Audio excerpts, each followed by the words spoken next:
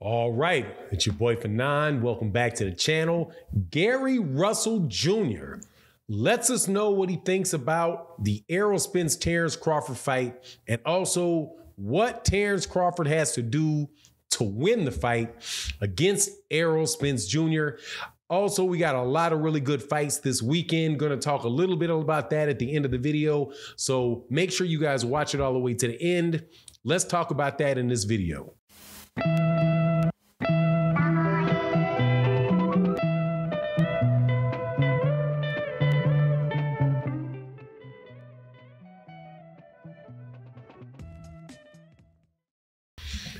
All right, welcome back to the channel. It's your boy Fanon. We are back talking about Gary Russell Jr.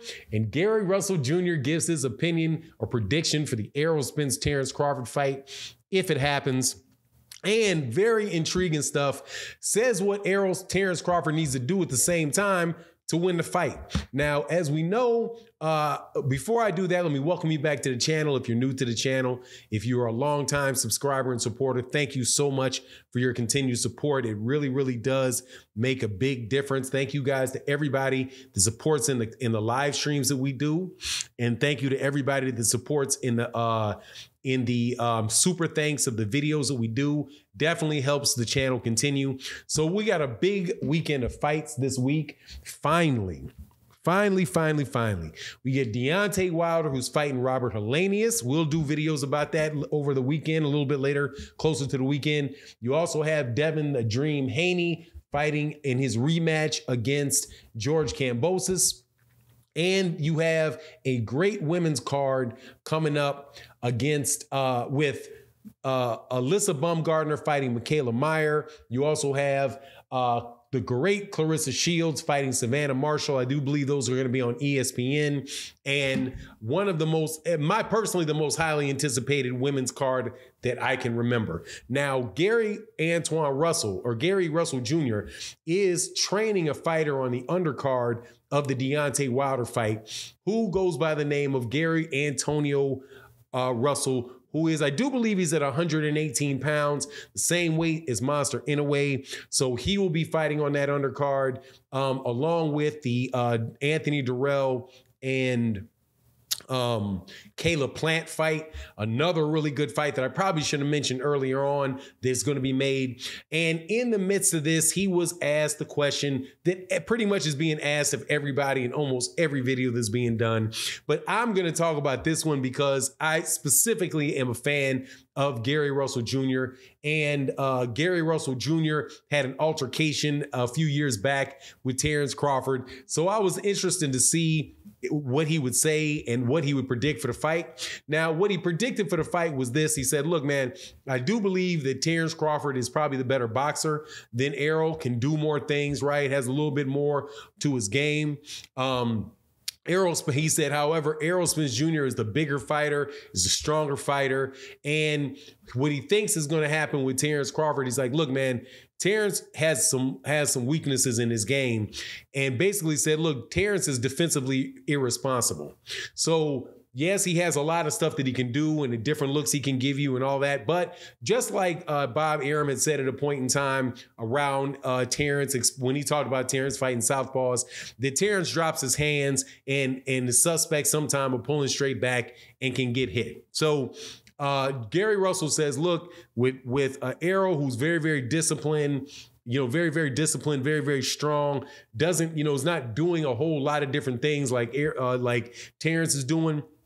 But he could see Errol, after about 6-7 rounds, really just catching Terrence Crawford in one of them corners and laying off some bombs on him. Now, at the same time, though, Gary's like, now, look, I ain't going to be a hater on this. Let me tell you what Terrence Crawford can do. He's like, if Terrence Crawford is in 15-round shape, right? Shape to fight a 15-round fighter, a 15-round fight, not a 12-round fight. If he's in that type of physical shape, then he may be able to do some more things with Errol, because he should be able to move and continually, go for a longer period of time because his endurance is high.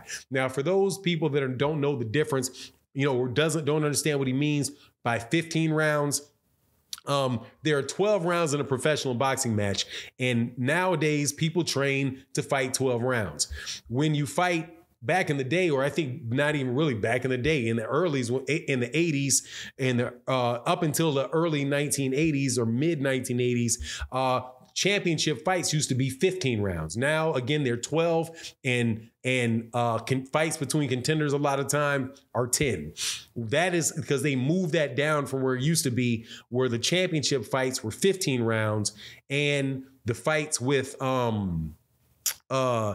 the contenders were 12 rounds. So a lot of the fights that you know about, like Sugar Ray Leonard versus Tommy Hearns, that was a 15-round fight. I think every fight that Ali ever fought in his career was a 15 round fights. I think the shift really came in maybe around the time of later in the career of Sugar Ray Leonard, when it got switched to 12 rounds. Don't remember the exact year when they did that. But if you just do the simple math on it, 15 rounds, right, is 3 rounds more than 12. And if 12 divided by 4 is 3, so that's a quarter more, right? So that's like if you have 4 quarters in a football game or 4 quarters in a basketball game, you add on a complete extra quarter to that. And you know how much more, how much better shape you have to be in. So he's like, if Terrence Crawford can be in that type of physical conditioning, then he should be able to do some things with Errol Spence Jr.